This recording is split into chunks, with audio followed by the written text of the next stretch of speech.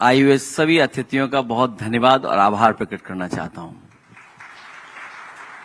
और साथ ही साथ रितेश देशमुख जी ने और प्रोफेसर जिन्होंने मुझसे पहले बहुत सारी जानकारी और महत्वपूर्ण जानकारी आपको दी होगी, उनका मैं बहुत बहुत आभारी हूं कि क्रिएटिव इकोनॉमी पर उनके विचार हम लोगों को सुनने को मिले हैं। क्योंकि अभिषेक जी ने पहला सवाल मुझसे पूछा है कि हम किस तरीके से क्रिएटिविटी को देखते हैं। मुंबई बड़ा शहर है, ये केवल आर्थिक राजधानी नहीं है, बल्कि मैं कहूंगा ये क्रिएटिव की भी राजधानी है।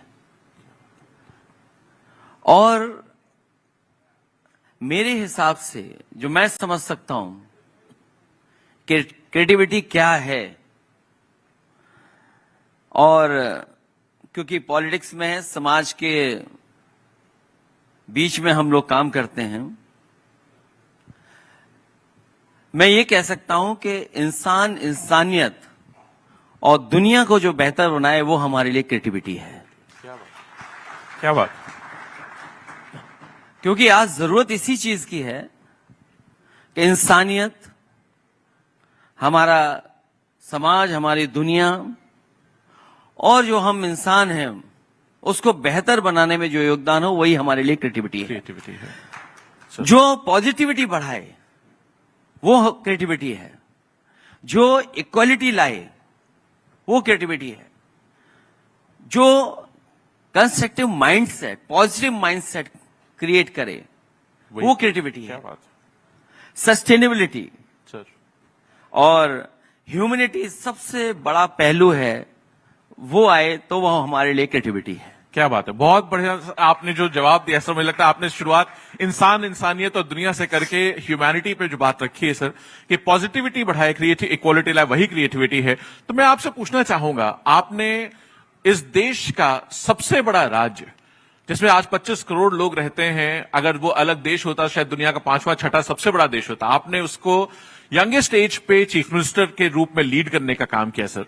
उसमें आपने क्रिएटिविटी का बहुत जरूरत पड़ी होगी। पहली बार बड़े बड़े मुद्दे, पूरे एक फैसला जो 25 करोड़ लोगों की जिंदगी को प्रभावित करता है, उनमें आपने किस तरीके से क्रिएटिविटी का, जब आपको मौका मिला, आपने क्या चीजें आपको आज याद आती हैं, वो एक्सपीरियंस कैसा रहा क्रिएटिविटी का? सरकार चलाते समय बहुत सारे समय पर ये हम लोगों ने जो फैसले लिए, उससे कहीं ना कहीं बहुत से छोटे मोटे सुधारों से बड़ा लाभ पहुंचा। और कभी कभी सिंपल रिफॉर्म जो है वो बड़ा बदलाव ला देता है, और एक छोटा सा बदलाव ही एक बड़ी योजना के रूप में तैयार हो जाता है। मुझे याद है, और यहां पर बहुत सारे साथी लोग होंगे वो जानते होंगे, कि जब महाकुंभ का आयोजन होता है तो जो कुंभ है वो दुनिया की ऐसी जगह है जहां पर पूरा का पूरा शहर नया बसता है, पूरा शहर नया बसता है, और पूरा शहर हट जाता है कुंभ के बाद। जो बनाने का तरीका है, कुछ चीजें हैं उसके अंदर, 5 चीजें हैं वो हमेशा इस्तेमाल होती हैं। मैं समझता हूं अभिषेक जी इस बात को जानते होंगे। वो अनुभव के साथ आई। लेकिन इधर जब एक बहुत सारी घटनाएं जब हो जाती हैं कुंभ में, आग लगने की या आगजनी की, तो उसके लिए बहुत सिंपल रिफॉर्म, बहुत छोटा बदलाव किया, और उससे समस्या का समाधान हो गया। क्योंकि कल्पवासी लोग वहां पर आते हैं, अपना भोजन तैयार करते हैं, खाना बनाते हैं, कई बार लकड़ी की वजह से या और जो चीजों का इस्तेमाल करते हैं, आग लगने का डर रहता है। तो कहीं से ये सुझाव, और छोटा ऐसा सुझाव आया कि जो हम गैस सिलेंडर हैं, अगर इसको हम बालू के अंदर नीचे रख दें तो खाना भी नीचे बनाया जा सकता है और उस समस्या का समाधान भी हो जाएगा, आग नहीं लगेगी। ये छोटा सा रिफॉर्म करोड़ों लोगों के लिए वो लाभदायक रहा, और लाखों जो कल्पवासी आते हैं वो सुरक्षा की भावना से वहां पर अपना खाना बना सके। छोटी सी चीज से कितना बड़ा लोगों की जानें बताई जा सकती हैं। इसका बहुत बढ़िया उदाहरण दिया सर आपने। मुझे याद है जब आप उसमें गए थे, आप हमेशा कहते थे सच्ची सरकार और अच्छी सरकार दोनों जरूरी है लोगों के लिए। सर इसमें आपने सिलेंडर वाला उदाहरण दिया। एक और मुझे घटना याद आ रही है, जब फॉरेस्ट वाली मीटिंग हुई थी, आपको याद होगी वो सर। मुझे याद है कि इधर क्योंकि बहुत सारे योजनाएं चलती हैं जहां सरकार फॉरेस्ट्री बढ़ाने के लिए योजनाएं चलाती है, और अक्सर ये होता है कि सरकार ये काम करती है और अधिकारी ये कोशिश करते हैं कि एक पेड़ लग जाए, तस्वीर आ जाए, प्रेस हो जाए, और उसके बाद योजना कई महीनों चलेगी और वो चलाते रहेंगे। और अक्सर देखने को ये मिलता था कि पेड़ लगाए हैं, संख्या में तो दिख रहे हैं लेकिन हकीकत में नहीं लग रहे हैं। तो जो बदलाव हम लोगों ने किया, वो छोटा सा बदलाव ये किया, जो क्रिएटिव सुझाव जो हम लोगों ने तय किया उसके अंदर, कि विभाग को ये कहा गया कि आप जो ग्रीन बेल्ट तैयार करेंगे, इसमें जो मिनिस्टर होगा या जो जिम्मेदार वहां का अधिकारी होगा, वो पहला पेड़ नहीं लगाएगा। जब पूरी तैयारी हो जाएगी, ग्रीन बेल्ट तैयार हो जाएगी, वो आखिरी पेड़ लगाने आएगा। और उसका परिणाम ये हुआ कि विभाग ने पूरे के पूरे पेड़ लगाने का काम शुरू कर दिया। तो पहला पेड़ न लगा करके आखिरी पेड़ लगाने से ये तय हो गया। छोटा सा बदलाव था, छोटे से सुझाव से आज मैं कह सकता हूं कि उस समय जो फॉरेस्ट रिपोर्ट आई भारत सरकार की, सबसे ज्यादा है फॉरेस्ट कवर अगर किसी ने बढ़ाया था तो वो उत्तर प्रदेश समाजवादी सरकार थी, जिसके एक छोटे से बदलाव की वजह से इतना बड़ा बदलाव आ गया।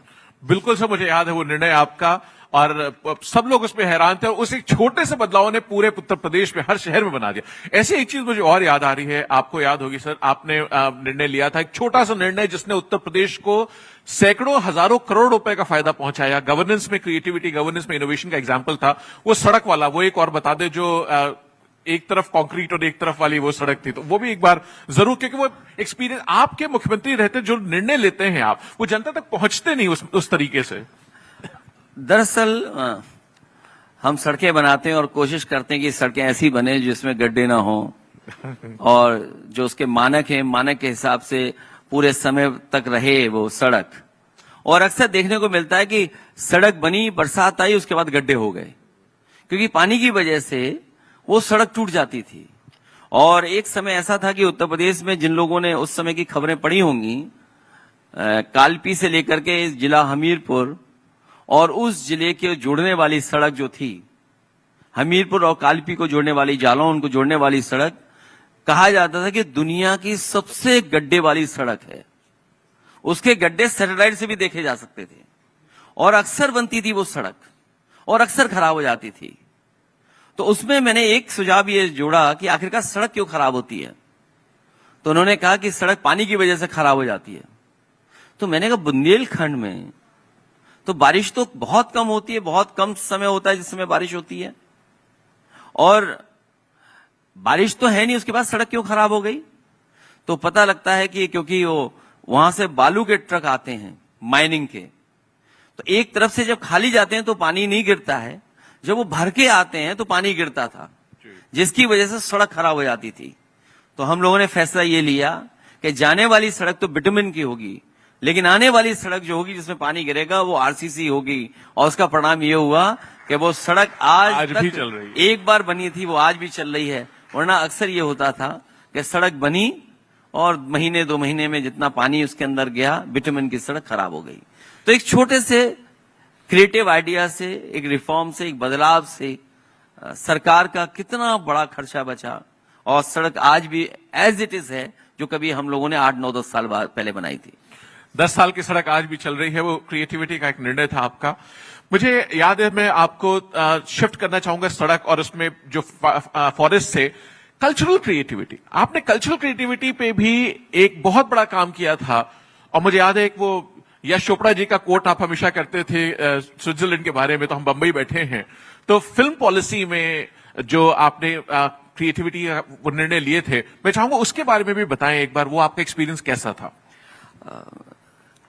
हमारी अर्थव्यवस्था को कल्चर, क्रिएटिविटी और हमारे हैंडीक्राफ्ट, अभी जब मैं प्रोफेसर साहब के पास बैठा था तो कुछ इसी तरह की बात हमारी उनकी हो रही थी कि सबसे ज्यादा अर्थव्यवस्था को लाभ कल्चर क्रिएटिविटी से होता है। और हमारे जो हैंडीक्राफ्ट हैं उसमें हम अगर बदलाव करें, उसको प्रमोट करें तो बहुत बड़े पैमाने पे हमारी अर्थव्यवस्था को लाभ पहुंचेगा। क्योंकि उत्तर प्रदेश बड़ा स्टेट है जहां पर फिल्म बनाने वाले कम आते थे लेकिन देखने वाले लोग बहुत थे। तो उस समय हम लोगों ने बदलाव किया कि सबसे बेहतर स्कीम अगर हो उत्तर प्रदेश की, जिसमें तमाम हमारे फिल्म के लोग, जो जुड़े लोग हैं, जो फिल्म बनाते हैं या उससे संबंधित जितने लोग हैं, उनकी राय पर अगर कोई पॉलिसी बने जी, तो उदाहरण के लिए हम लोगों ने बनाया और उसका परिणाम यह हुआ कि आज भी फिल्म वहां पर शूट होती हैं। और उस समय पर जो हमारे रीजनल एक्टर्स थे, रीजनल जो हमारे कलाकार थे, उनको स्पेस नहीं मिलता था, फाइनेंशियल सपोर्ट उनको कोई नहीं देता था। उसका परिणाम यह हुआ कि हमारी पूर्वांचल की या भोजपुरी फिल्में या बड़े पैमाने पर वो फिल्में बनने लगीं। और इनफैक्ट ओटीटी, और उस समय इतना जोर नहीं था, लेकिन उस समय जो सीरियल्स वगैरह बने उसके लिए भी हम लोगों ने सपोर्ट किया। वो एक एग्जाम्पल बना और एग्जाम्पल बन करके आज भी सरकार उसी योजना पर, उसी काम पर आगे बढ़ा रही है। मुझे याद है आपने मुझसे पूछा था कि तुम्हें पता है स्विट्जरलैंड को किसने पॉपुलर किया, तो मैंने कहा साहब किसने पॉपुलर किया, देश में पॉपुलर, बोले यश चोपड़ा ने किया, क्योंकि उन्होंने दिखाया उत्तर प्रदेश दिखेगा तो लोग आएंगे, टूरिज्म बढ़ेगा। सर उसके लाइन में मुझे याद है आपने फिल्म पॉलिसी में वन विंडो क्लियरेंस भी किया था, जो आज की सरकार में भी चल रहा है, उसमें बहुत बड़ा रोल था उसका। इससे हम अगर आगे बढ़े सर, तो कल्चरल में ही आगे बढ़े, तो आपने बहुत सारे एक्सपेरिमेंट्स उस समय किए थे, नई शुरुआत की थी फेस्टिवल्स के माध्यम से, चाहे लखनऊ का महोत्सव और ऐसे बहुत सारे कार्यक्रम आपने किए थे। मुझे याद है कि उत्तर प्रदेश में बहुत सारे कल्चरल फेस्टिवल्स होते थे, लेकिन उनको बड़े पैमाने पर नहीं हो पाते थे। उदाहरण के लिए होली का त्योहार जब हम फूलों रंग से खेलते थे तो कई बार लोग उसको अवॉइड करते थे, कई बार लोग शामिल नहीं होते थे आकर के। और क्योंकि हमारे गांव में हम लोग होली मनाते थे सब लोग बैठ करके, और कई बार होली में नेताजी से मिलने वाले लोग अपने कपड़े बदल करके आते थे, रंग ना पड़ जाए, या रंग की वजह से खेलने नहीं आते थे, मिलने नहीं आते थे। तो मुझे याद है हम लोगों ने उस जमाने में, आज से कई वर्षों पहले, 25-30 साल हो गए होंगे सर, हाँ, फूल की होली खेलना शुरू किया।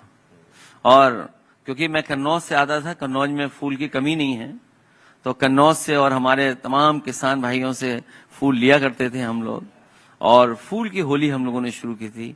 और ऐसा त्योहार मनने लगा कि सब लोग आने लगे, कपड़े भी खराब नहीं होते हैं, और एक उत्सव की तरह हम लोग उसको मनाने लगे।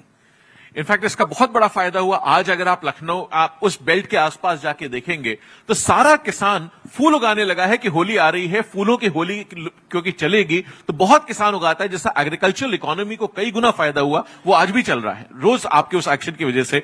इसी तरह सर मैं चाहूंगा, आपने जो महोत्सव शुरू किए थे लखनऊ में, झांसी में, आगरा में, उसके बारे में आपका आइडिया कैसे है, वो क्रिएटिविटी कहां से आई आपको, आपने सोचा कैसे? सफाई महोत्सव के बारे में सब जानते थे, लेकिन बहुत सारे जगह पर पहले से महोत्सव हुआ करते थे। अयोध्या में रामायण मेला था, चित्रकूट में रामायण मेला था। जो लोकल हमारे आर्टिस्ट हैं, लोकल जो हमारे कलाकार जुड़े रहते हैं उससे। इसी तरह झांसी का फेस्टिवल शुरू किया, आगरा का फेस्टिवल शुरू किया, आपके वाराणसी में शुरू किया। न केवल फेस्टिवल शुरू किए, मुझे याद है कि हर शहर के एसेंस क्या है उसके लिए परफ्यूम भी हम लोगों ने बनाया कि उस शहर का परफ्यूम क्या हो सकता है। वाराणसी के घाटों में हम क्या सुगंध आती है, क्या महक आती है।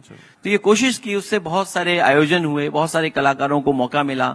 आला थी हमारे और जो लोकल आर्टिस्ट थे जिनको परफॉर्मेंस का मौका नहीं मिलता था, लेकिन उस फैसले ने और सरकार के सहयोग से बड़े पैमाने पे आर्टिस्टों को और फेस्टिवल्स होना शुरू उत्तर प्रदेश में हो गए। कथक को बहुत सपोर्ट किया उस समय आपने, कथक को किया, और उसके बाद जो कलाकार जिनको कोई पहचान नहीं मिलती थी उनको सम्मान देने का भी काम शुरू किया।